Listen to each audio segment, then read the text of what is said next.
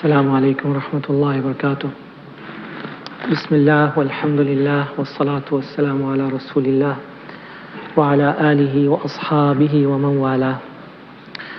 Dear brothers and sisters, continuing our series on 30 books in 30 days.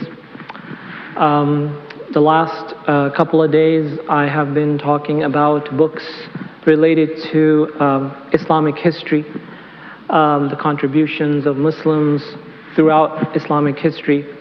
And today, inshaAllah ta'ala, the book that I wanted to recommend is, I believe, one of the most essential books, if not the most essential book for anybody who wants to learn anything about Islam in America, the history of Islam in America. And the book is called The Autobiography of Malcolm X, written by Haque. I have a very old copy of this book. The cover is not there, so I can't really show you anything. This is actually not my book, it is my wife's book. And this happens to be the very first edition of the book that was published in 1965 or something like that. And so we have lost the cover of the book. But the Autobiography of Malcolm X is an extremely important book for Muslims to read, especially Muslims living in America. Many of us, if not most of us here, are immigrant Muslims. We migrated to this land, or our parents migrated to this land, or our grandparents migrated to this land. And of course, with that, there is certainly a history of Islam coming into America in the 20th century, late 20th century. However, there are other histories of Islam in America that we cannot neglect. And part of that is the history of black Muslims in this country. And that history is much older, much longer than our history, meaning those of us who are immigrants. And the most important figure in that history is definitely Al-Hajj Malik al-Shabazz, or also known as Malcolm X. Of course, Malcolm X is one of the most influential people in American history. This book actually is considered to be in the top 10 by Time magazine, I think, of the all-time important books written in America. So Malcolm X is a celebrated figure in this country, and it is important for us to learn who he was, why he is so important. His own life story is very inspiring. He started out in the slums, pretty much a criminal, and had it not been for Islam, he wouldn't become what he became. And he was a man who was always looking for the truth and ready to be changed by the truth. And that's a rare quality to find, because most of us, we don't like to change. Once we become accustomed to something, we don't like to change. Once we become accustomed to certain traditions, certain practices, certain beliefs, certain concepts, certain philosophies, it's very hard for most people to change. But he was a man who changed more than once. First, he entered the nation of Islam, and he became a very, very influential figure in the nation of Islam. He basically was the right-hand man of Elijah Muhammad.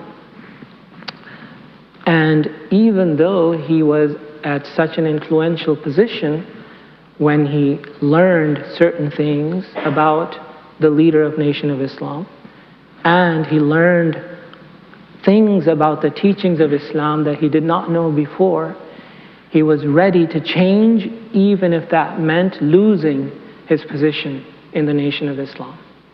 And of course, that ultimately led to his assassination. So he has a journey that is very inspiring, going from being a nobody to part of the Nation of Islam to becoming a mainstream Muslim.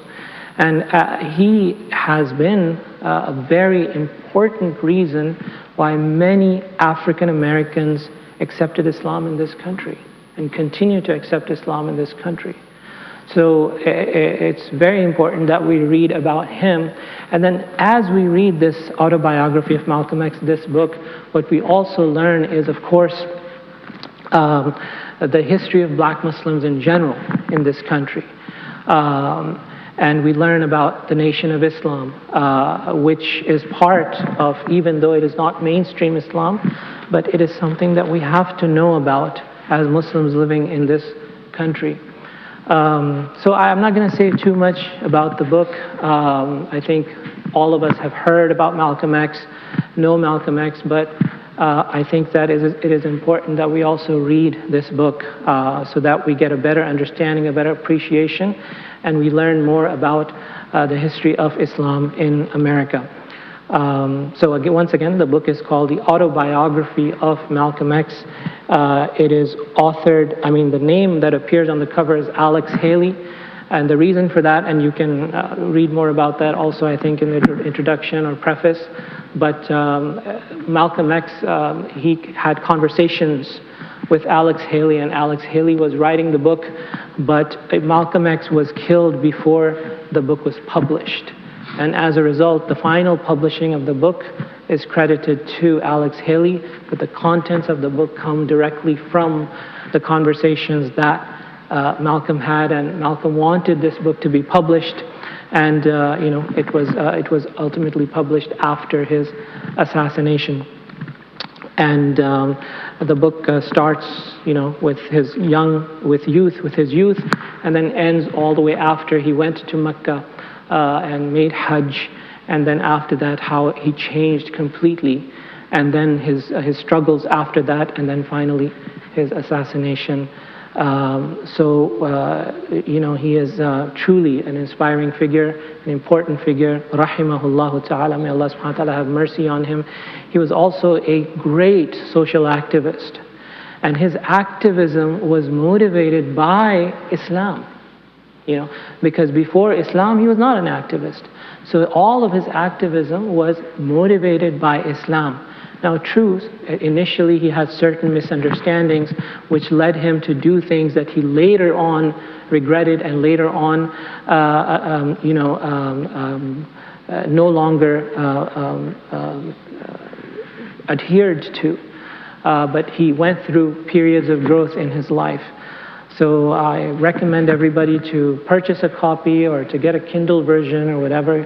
But really better to have a copy, keep it at home in your bookshelf so that your children can read it as they grow old enough to be able to benefit from this book.